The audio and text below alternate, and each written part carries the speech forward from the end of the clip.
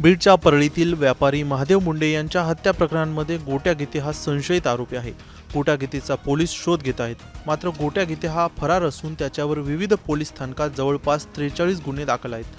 तरी देखील हा आरोपी पोलिसांना कसा सापडत नाही हा प्रश्न आता उपस्थित राहतो। गोट्या गीतेवर दरोडा घालण्याचा प्रयत्न आणि खुनाचा प्रयत्न, शासकीय कामात अडथळा निर्माण करणे यासह अनेक गुन्हे दाखल आहेत। गोट्या गीतेच्या विरोधात पोलिसांनी आतापर्यंत अंतर्गत कारवाई केलेली आहे, पण तरी तो सापडला नाही। परळी बीडच्या भागात गोट्याचा मुक्त वावर असताना देखील पोलिसांनी अटक का केली नाही? पोलिसांवर कोणाचा दबाव होता हा प्रश्न आता उपस्थित होतो।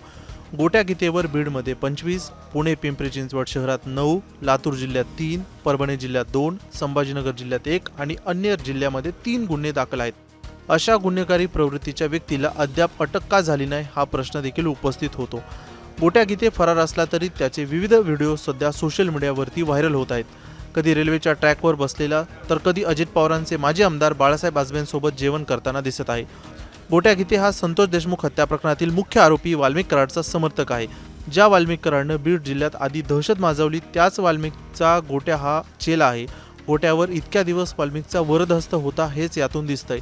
आता महादेव मुंडे हत्या प्रकरणात राज्य सरकारनं SITची स्थापना केली आहे। आता तपासाला नव्यानं वेग आला आहे।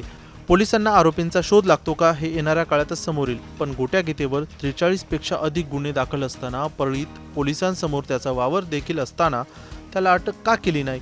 कोणत्या नेत्याचा आणि कोणत्या व्यक्तीचा यामध्ये दबाव होता हेच येणाऱ्या काळात समोर येईल। ब्युरो रिपोर्ट, मुंबई तक।